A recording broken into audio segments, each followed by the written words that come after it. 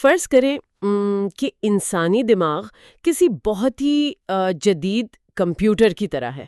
صحیح، ایک super computer. ہاں بالکل، مطلب جب اس کمپیوٹر میں ایک یا دو پروگرام کھلے ہوں تو اس کی رفتار حیران کن ہوتی ہے، لیکن جیسے ہی اس میں درجنوں براؤزر ٹیبز اور بھاری سافٹ ویئرز اور بیک گراؤنڈ ایپس ایک ساتھ چلنا شروع ہو جائیں تو پھر اس کا پنکھا شور کرنے لگتا ہے اور بیٹری تیزی سے گرنے لگتی ہے۔ ایگزیکٹلی، اور اسکرین ہینگ ہونا شروع ہو جاتی ہے، مطلب اس کی جو ریم ہے وہ پوری طرح بھر چکی ہوتی ہے۔ دلچسپ بات یہ ہے کہ انسان کا دماغ بھی آج کل بالکل اسی کیفیت سے گزر رہا ہے۔ بالکل ایسا ہی ہے۔ معلومات کی نہ رکنے والی بھرمار اور کاموں کے لامتناہی سلسلے نے انسان کی شارٹ ٹرم میموری کو، یعنی اس کی ذہنی ریم کو پوری طرح اوور لوڈ کر دیا ہے۔ اور دیکھیے، یہی وہ مقام ہے جہاں سے جدید دور کے سب سے بڑے مسئلے کا آغاز ہوتا ہے۔ ہم اکثر اس کیفیت کو محض تھکاوٹ، فرسٹریشن یا ذہنی دباؤ کا نام دے کر نظر انداز کرنے کی کوشش کرتے ہیں۔ صحیح۔ لیکن اگر اسے نفسیاتی زاویے سے دیکھا جائے نا، تو یہ تھکاوٹ جسمانی نہیں ہے، یہ دراصل اس بات کا نتیجہ ہے کہ ہمارے دماغ میں ہر وقت بے شمار ادھورے کام چل رہے ہوتے ہیں، اور دماغ انہیں پروسیس کر رہا ہوتا ہے۔ بالکل، دماغ کا ایک حصہ مسلسل ان کاموں کو یاد رکھنے کی کوشش میں اپنی بہت قیمتی توانائی ضائع کر رہا ہوتا ہے۔ تو آج کی اس تفصیلی گفتگو میں ہم ڈیوڈ ایلن کی مشہور زمانہ کتاب گیٹنگ تھنگز ڈن کے تصورات کی گہرائی میں اتریں گے، جسے عام طور پر GTD بھی کہا جاتا ہے۔ ہاں، GTD۔ اب یہ واضح کرتی چلوں کہ یہ کوئی روایتی ٹائم مینجمنٹ کی کلاس نہیں ہے جہاں بس یہ سکھایا جائے کہ کاموں کو جلدی جلدی کیسے نپٹانا ہے۔ نہیں، بالکل بھی نہیں۔ بلکہ اس گفتگو کا مقصد یہ سمجھنا ہے کہ انسان اپنے دماغ کو محض چیزیں یاد رکھنے والے ایک گودام کے بجائے تخلیقی سوچ پیدا کرنے والے کارخانے کے طور پر کیسے استعمال کر سکتا ہے۔ بہت خوبصورت تشبیہ ہے، گودام نہیں، کارخانہ۔ شکریہ۔ تو ہم ان طریقوں پر بات کریں گے جن سے ان بکھرے ہوئے کاموں کو ایک باقاعدہ نظام کا حصہ بنا کر وہ ذہنی سکون حاصل کیا جا سکتا ہے جو آج کے دور میں سچی بات ہے تقریباً نایاب ہو چکا ہے۔ اور اس مواد کی سب سے خاص بات یہ ہے کہ یہ زندگی کے بکھراؤں کو ایک منظم شکل دینے کا ایک مکمل فلسفہ ہے۔ یہ ہمیں سکھاتا ہے کہ جب ارد گرد توقعات، ای میلز اور پروجیکٹس کا طوفان برپا ہونا تو اس کے بیچوں بیچ کھڑے ہو کر خود کو پرسکون اور متوازن کیسے رکھا جائے۔ تو اس کی جڑ تک پہنچنے کے لیے ذرا ماضی اور حال کے کام کرنے کے انداز کا موازنہ کرتے ہیں۔ ضرور۔ ایک دور تھا جب کام کی نوعیت بالکل واضح ہوتی تھی، طبعی ہوتی تھی، مطلب کوئی کھیت میں ہل چلا رہا ہے یا کسی کارخانے میں لوہا کاٹ رہا ہے۔ بالکل فزیکل کام تھا۔ ہاں، صبح کام شروع ہوتا تھا اور شام کو جب وہ شخص گھر لوٹتا تھا تو اسے صاف معلوم ہوتا تھا کہ آج کتنا کام مکمل ہوا ہے، مطلب کام کی ایک واضح حد تھی۔ درست کہا، لیکن آج کا منظرنامہ بالکل مختلف ہے۔ آج ہم میں سے زیادہ تر لوگ جو کام کر رہے ہیں اسے نالج ورک یا علمی کام کہا جاتا ہے۔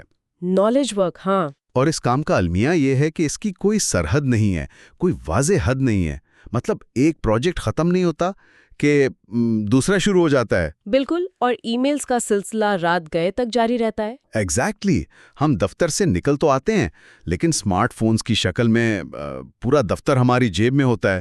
کام کبھی حقیقت میں ختم نہیں ہوتا۔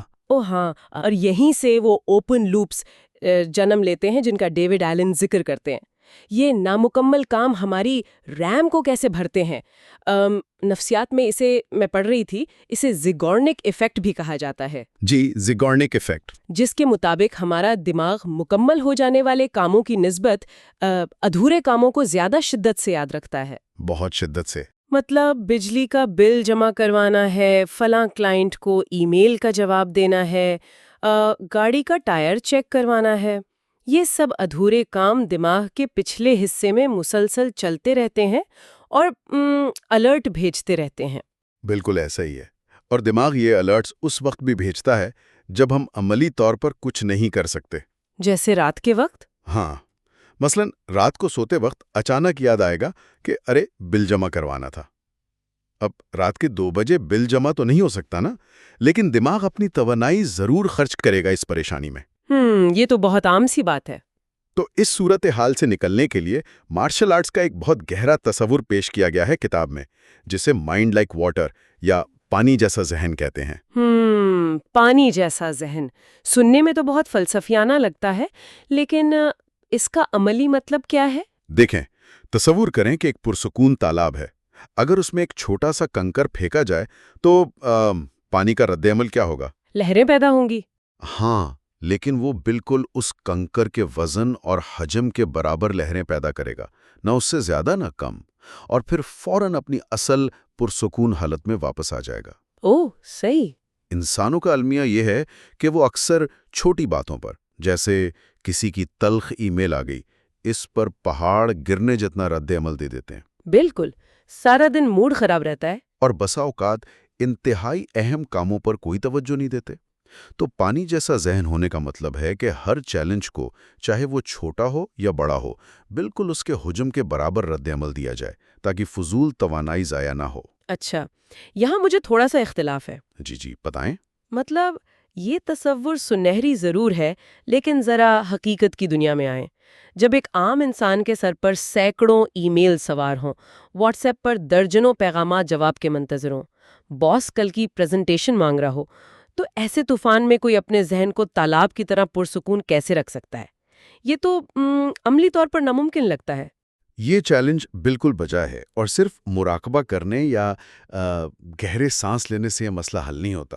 ہاں، وہی تو۔ اسی لیے ڈیوڈ ایلن نے اسے محض ایک فلسفہ نہیں رہنے دیا، بلکہ اس ذہنیت کو حاصل کرنے کے لیے 5 مراحل پر مبنی ایک ٹھوس اور مشینی نظام پیش کیا ہے۔ اگر ان 5 مراحل پر صحیح معنوں میں عمل کیا جائے تو اس طوفان کے درمیان بھی پانی جیسی پرسکون کیفیت پائی جا سکتی ہے۔ واقعی؟ تو پھر اس نظام کے پرزوں کو کھول کر دیکھتے ہیں۔ پہلا مرحلہ کیا ہے؟ پہلا مرحلہ ہے اکٹھا کرنا یا کیپچر کرنا۔ کیپچر کرنا، صحیح۔ اس کا اصول بہت سادہ لیکن انتہائی سخت ہے۔ ہر وہ چیز جس نے توجہ کھینچ رکھی ہے، مطلب جو بھی نامکمل کام ہے، اسے دماغ سے نکال کر ایک بیرونی نظام میں منتقل کرنا ہے۔ بیرونی نظام سے مراد کوئی ڈائری وغیرہ؟ جی، یہ کوئی نوٹ بک ہو سکتی ہے، موبائل کی کوئی ایپ ہو سکتی ہے، یا دفتر کی میز پر رکھی کوئی انٹرے۔ بنیادی شرط بس یہ ہے کہ دماغ کو اس بات کا یقین دلانا ہے کہ وہ چیز اب محفوظ جگہ پر لکھی گئی ہے اور دماغ کو اسے یاد رکھنے کی کوئی ضرورت نہیں۔ اچھا، فرض کریں میں نے یہ کیا اور اپنے دماغ میں موجود ہر پریشانی اور کام کو ایک کاغذ پر لکھ لیا۔ اب میرے سامنے 300 نامکمل کاموں کی ایک طویل اور خوفناک فہرست موجود ہے۔ ایمانداری کی بات ہے، اس فہرست کو دیکھ کر تو مجھے اور زیادہ ذہنی دباؤ محسوس ہوگا۔ مطلب صرف لکھ لینے سے تو مسئلہ حل نہیں ہوا نا؟ اور بالکل یہی وہ غلطی ہے جہاں زیادہ تر لوگ ہمت ہار جاتے ہیں۔ وہ صرف فہرست بناتے ہیں اور سمجھتے ہیں کہ کام ہو گیا۔ تو پھر کیا کرنا چاہیے؟ دراصل اکٹھا کرنا صرف پہلا قدم ہے۔ اس فہرست کو دیکھ کر گھبرانے کے بجائے فوراً دوسرے مرحلے پر جانا ہوتا ہے، جسے واضح کرنا یا کلیریفائی کرنا کہتے ہیں۔ کلیریفائی کرنا؟ یہ وہ مرحلہ ہے جہاں ہم اس فہرست میں موجود ہر ایک شے کو اٹھا کر اس سے ایک بنیادی سوال پوچھتے ہیں، اور وہ سوال ہے کہ کیا اس پر کوئی عملی قدم اٹھایا جا سکتا ہے، یعنی از اٹ ایکشنیبل؟ لیکن زندگی میں تو بہت سی چیزیں ایسی ہوتی ہیں جو بس معلومات ہوتی ہیں، ان پر کوئی کام نہیں کرنا ہوتا۔ اگر جواب نہیں ہو تو ان کا کیا کیا جائے؟ بہت اچھا سوال ہے۔ اگر کوئی چیز ایسی ہے جس پر عمل نہیں کیا جا سکتا تو اس کے 3 ہی راستے ہیں۔ اچھا۔ پہلا راستہ، اگر وہ فضول ہے تو اسے فوراً ردی میں یا ٹریش میں پھینک دیں، ڈیلیٹ کر دیں۔ بالکل۔ دوسرا، اگر وہ ایسی چیز ہے جس پر شاید اگلے سال یا 6 ماہ بعد غور کرنا ہو تو اسے سم ڈے یا مے بی کی ایک الگ فہرست میں ڈال دیں تاکہ وہ روزمرہ کے کاموں میں رکاوٹ نہ بنے۔ صحیح، مستقبل کے لیے۔ اور تیسرا یہ کہ اگر وہ کوئی اہم معلوماتی دستاویز ہے تو اسے حوالے یا ریفرنس کے طور پر فائل کر لے۔ ٹھیک ہے، یہ تو ہو گئی ان چیزوں کی بات جن پر عمل نہیں کرنا۔ لیکن اگر فہرست میں کوئی ایسی چیز ہے جس کا جواب ہاں ہے، یعنی اس پر واقعی عمل کرنا ہے، تو پھر کیا کریں؟ یہیں سے اصل تبدیلی آتی ہے۔ اگر جواب ہاں ہے تو یہ فیصلہ کرنا لازمی ہے کہ اس کا اگلا عملی قدم یعنی نیکسٹ ایکشن کیا ہے۔ Next action? ہم جو روزمرہ ٹو ڈو فہرستیں بناتے ہیں نا، وہ عموماً اس لیے ناکام ہوتی ہیں کہ ان میں لکھے گئے کام مبہم ہوتے ہیں۔ کس طرح کی مبہم؟ مثال کے طور پر فہرست میں لکھا ہوتا ہے امی کی سالگرہ۔ اب یہ کوئی عملی قدم نہیں ہے۔ کیا سالگرہ کا کیک آرڈر کرنا ہے؟ کیا گفٹ خریدنے جانا ہے؟ یا صرف فون کر کے مبارکباد دینی ہے؟ ارے ہاں، جب تک کام کا کوئی واضح جسمانی اور دکھائی دینے والا پہلو طے نہ ہو، دماغ اسے ایک بوجھ سمجھتا ہے اور اس سے کتراتا ہے۔ بالکل۔ اگلا قدم ہمیشہ ایسا ہونا چاہیے جسے کرتے ہوئے آپ کی تصویر کھینچی جا سکے۔ تصویر کھینچی جا سکے؟ جی، جیسے بیکری کو فون کر کے چاکلیٹ کیک آرڈر کرنا۔ یہ ایک واضح عمل ہے جو کوئی دیکھ سکتا ہے۔ بہت خوب۔ یہاں ایک چھوٹی سی لیکن بہت ہی جادوئی ٹیکنیک کا ذکر کرنا چاہوں گی جو اس بوجھ کو تیزی سے کم کرتی ہے۔ کتاب میں اسے 2 منٹ کا اصول یا 2 منٹ رول کہا گیا ہے۔ ہاں، میرا پسندیدہ اصول۔ ہاں، اگر انسان نے یہ طے کر لیا ہے کہ اگلا عملی قدم کیا ہے اور اس کام کو کرنے میں 2 منٹ سے کم وقت لگتا ہے تو اسے کسی بھی فہرست میں مت لکھیں، اسے وہیں اسی وقت کر گزریں۔ اور اس کے پیچھے ایک بہت گہری نفسیاتی اور منطقی وجہ ہے۔ کسی کام کو فہرست میں شامل کرنے، اسے یاد رکھنے اور پھر بعد میں اسے نکال کر کرنے میں جو ذہنی توانائیاں اور وقت خرچ ہوتا ہے نا، وہ ان 2 منٹوں سے کہیں زیادہ ہوتا ہے۔ بالکل۔ اس لیے چھوٹی ای میلز کے جوابات دینا یا مختصر پیغامات بھیجنا، یہ کام فوراً کر لینے چاہیے۔ ٹھیک ہے، تو ہم نے دماغ سے چیزیں نکال لیں اور یہ بھی طے کر لیا کہ اگلا عملی قدم کیا ہے۔ اب وہ کام جو 2 منٹ سے زیادہ وقت لیتے ہیں، ان کا کیا کیا جائے؟ ان کو کہاں لکھیں؟ کیونکہ ہم سب کی عادت ہے کہ ہم صبح اٹھتے ہیں، ایک لمبی سی روزمرہ کی ٹو ڈو فہرست بناتے ہیں اور دوپہر تک کوئی اچانک ایمرجنسی آ جاتی ہے جس سے وہ ساری فہرست تباہ ہو جاتی ہے، اور اس کا اختتام ظاہر ہے شدید مایوسی پر ہوتا ہے۔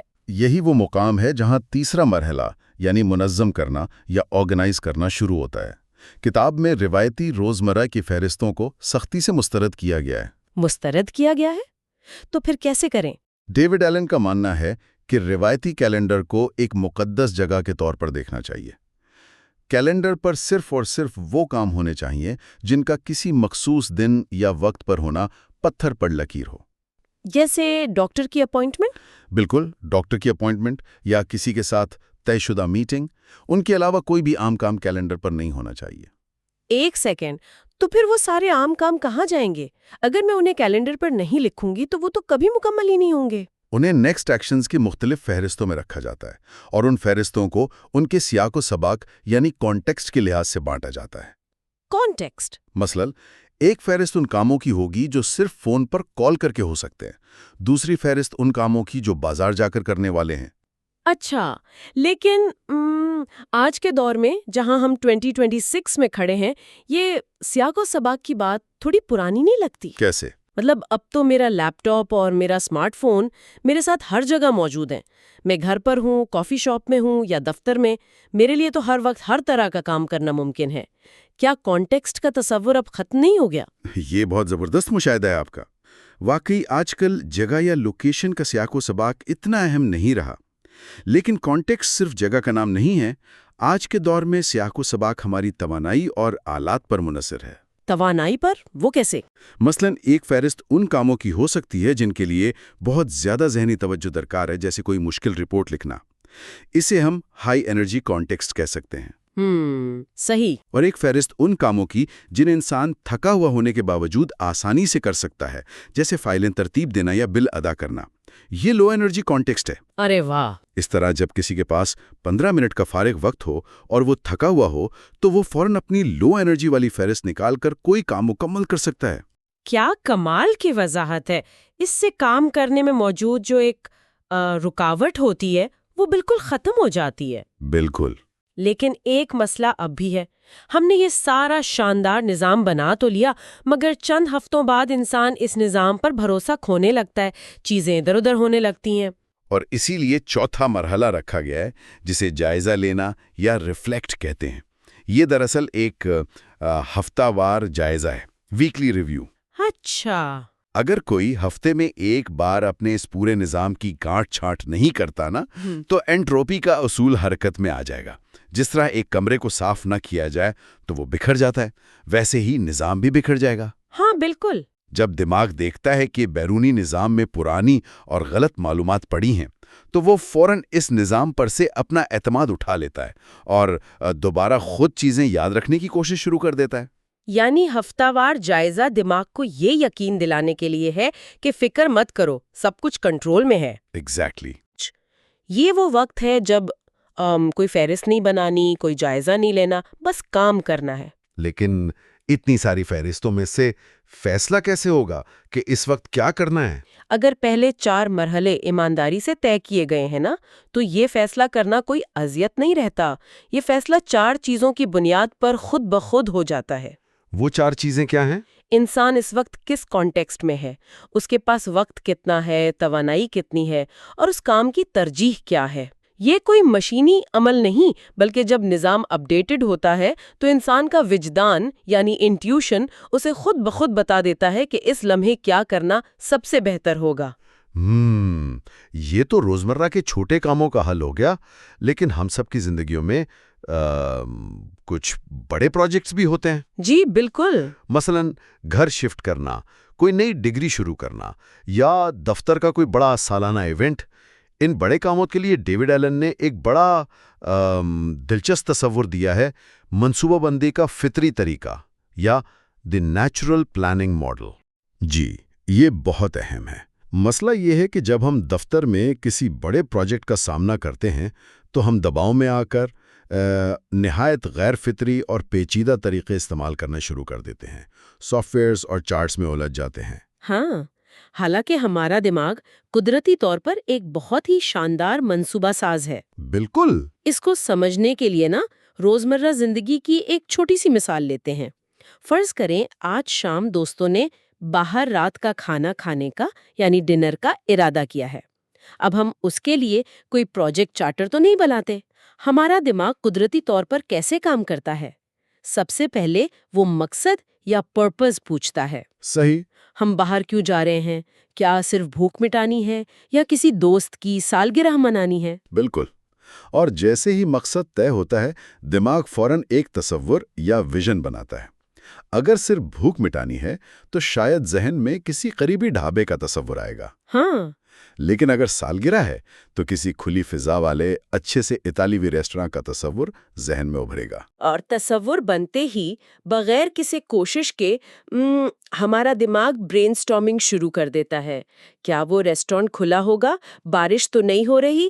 کون سی گاڑی میں جائیں گے؟ کس کس کو بلانا ہے؟ اور پھر ہم ان تمام بکھرے ہوئے خیالات کو منظم کرتے ہیں۔ پہلے فلاں دوست کو پک کریں گے، پھر پیسے نکالیں گے اور پھر ریسٹورانٹ جائیں گے۔ ایگزیکٹلی۔ اور سب سے آخر میں ہم اگلا قدم یعنی نیکسٹ ایکشن اٹھاتے ہیں، جو شاید کسی دوست کو فون کر کے کہنا ہو کہ بھئی آدھے گھنٹے میں تیار رہنا۔ یہ کتنا فطری اور آسان طریقہ ہے نا، لیکن دفاتر کی میٹنگز میں اس کے بالکل الٹ ہوتا ہے، جسے ری ایکٹیو پلاننگ کہتے ہیں۔ وہ کیسے؟ باس میٹنگ روم میں آتا ہے اور بغیر مقصد بتائے یا حتمی تصور واضح کیے سیدھا کہتا ہے، ہاں جی بتائیں اس مسئلے پر کیا آئیڈیاز ہیں۔ ہاں، یہ تو بالکل گھوڑے کے آگے گاڑی باندھنے والی بات ہے۔ بالکل۔ جب تک یہ نہ معلوم کہ حاصل کیا کرنا ہے اور اس کا حتمی نتیجہ کیسا دکھنا چاہیے، تب تک اچھے آئیڈیاز کیسے آ سکتے ہیں؟ اور برین سٹارمنگ کے دوران دفاتر میں ایک اور خوفناک غلطی ہوتی ہے۔ ہم آئیڈیاز پیدا کرنے کے دوران ہی ان پر تنقید شروع کر دیتے ہیں۔ یہ تو بہت مہنگا ہے، یہ تو ہماری کمپنی میں نہیں چل سکتا۔ اور یہ تنقید دماغ کے تخلیقی عمل کے لیے زہر قاتل ہے۔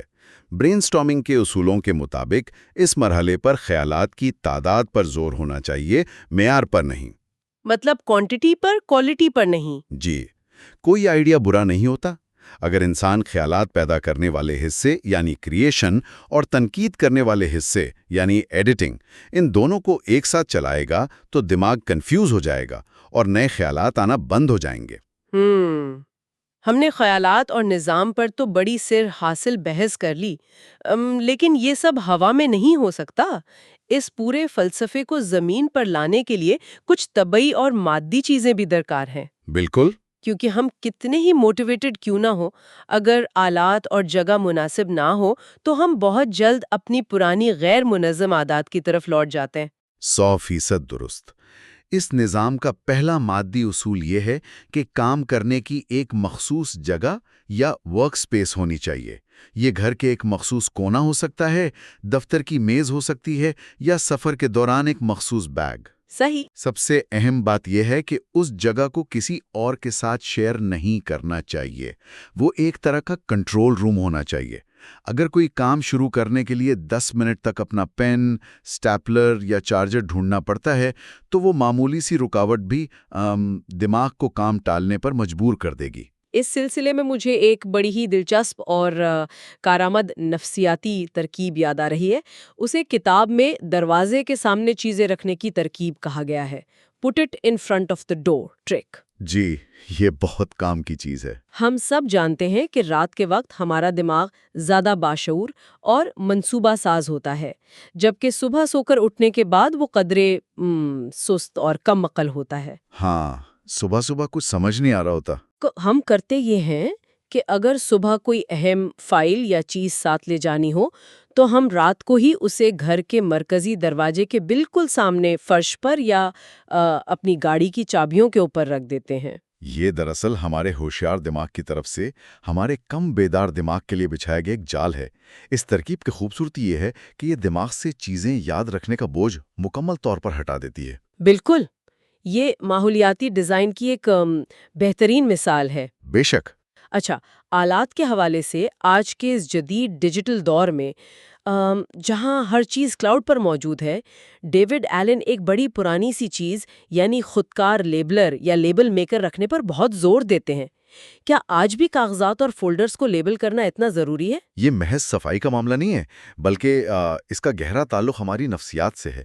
جب فائلوں اور فولڈرز پر صاف ستھرے پرنٹ کیے ہوئے لیبل لگے ہوتے نا، تو یہ دماغ میں خاص قسم کی کھچاؤ اور اطمینان پیدا کرتا ہے۔ اس کے برعکس جب ارد گرد پرانی غیر ضروری فائلیں اور کچرا پڑا ہوتا ہے تو وہ ایک قسم کا بصری شور یعنی ویژول نوائز پیدا کرتا ہے۔ بصری شور؟ اس سے کیا مراد ہے؟ بصری شور کا مطلب یہ ہے کہ جب دماغ دیکھتا ہے کہ نظام میں پرانے غیر متعلقہ کاغذات اور فالتو ڈیٹا موجود ہے تو اسے سگنل ملتا ہے کہ یہ بیرونی نظام اب قابل بھروسہ نہیں رہا۔ اوہ، تو پھر دماغ دوبارہ خود ہی چیزیں یاد رکھنا شروع کر دیتا ہے۔ ایگزیکٹلی۔ اور جیسے ہی بیرونی نظام پر سے بھروسہ اٹھتا ہے، دماغ دوبارہ سے ان نامکمل کاموں کو اپنی اندرونی ریم میں ٹریک کرنا شروع کر دیتا ہے اور وہی پرانا ذہنی دباؤ واپس آ جاتا ہے۔ تو اس کا حل کیا ہے؟ اسی لیے کتاب میں یہ تجویز کیا گیا ہے کہ سال میں کم از کم ایک بار مکمل طور پر ایک دن نکال کر اپنے تمام کاغذات اور ڈیجیٹل فائلوں کی صفائی کرنی چاہیے، جسے پرج ڈے کہتے ہیں۔ بیکار چیزوں کو بے دردی سے نکال باہر کرنا چاہیے تاکہ نئے خیالات اور کاموں کے لیے جگہ بن سکے۔ تو اگر ہم اس تمام گفتگو کے دھاگوں کو سمیٹیں تو تصویر بڑی واضح ہو جاتی ہے۔ ڈیوڈ ایلن کا یہ نظام صرف کاموں کو جلدی جلدی نمٹانے کی کوئی فیکٹری نہیں ہے۔ بالکل نہیں۔ یہ دراصل ہمیں بتاتا ہے کہ ہمارا دماغ خیالات پیدا کرنے کے لیے بنا ہے، انہیں گودام کی طرح ذخیرہ کرنے کے لیے نہیں۔ جب انسان اپنے بکھرے ہوئے کاموں، پریشانیوں اور آئیڈیاز کو دماغ سے نکال کر ایک قابل اعتماد نظام کا حصہ بنا دیتا ہے تو اس کی ریم مکمل طور پر خالی ہو جاتی ہے۔ اور اس خالی اور پرسکون ذہن کے ساتھ ہی وہ اپنی بہترین تخلیقی صلاحیتوں تک پہنچ سکتا ہے۔ بالکل۔ اور اس پورا شبھ دور میں جہاں ہر شخص معلومات کے سیلاب میں ڈوب رہا ہے، یہ نظام صرف کام کرنے کا طریقہ نہیں بلکہ ذہنی بقا اور سکون کا ایک لازمی ہتھیار بن چکا ہے۔ صحیح۔ اس تفصیلی جائزے کے اختتام پر ایک انتہائی گہرا اور سوچنے پر مجبور کر دینے والا جملہ جو اس پورے فلسفے کا نچوڑ محسوس ہوتا ہے۔ جی بتائیں۔ جن چیزوں کو انسان نام دیتا ہے وہ انسان کی ملکیت بن جاتی ہیں، لیکن جمع کی گئی وہ تمام چیزیں جن کا کوئی نام یا واضح مقصد طے نہیں کیا گیا ہوتا، وہ الٹا انسان کو اپنا غلام بنا لیتی ہیں۔ واقعی، جو نامکمل کام یا معلومات بے نام پڑی ہیں جن کے بارے میں یہ فیصلہ نہیں کیا گیا کہ ان کا کرنا کیا ہے، وہ دیمک کی طرح خاموشی سے انسان کی توانائی کو چاٹ رہی ہوتی ہیں۔ تو جاتے جاتے یہ سوال غور طلب ہے کہ اس وقت انسان کے اپنے ذہن میں، اس کے دفتر کی میز کی درازوں میں یا کمپیوٹر کے فولڈرز میں ایسی کتنی بے نام اور غیر واضح چیزیں بکھری پڑی ہیں جو خاموشی سے اس کا سکون اور توانائی کھا رہی ہیں؟ اور کیا وقت نہیں آ گیا کہ ان چیزوں کو ایک واضح نام دے کر اس ذہنی بوجھ سے ہمیشہ کے لیے آزادی حاصل کی جائے؟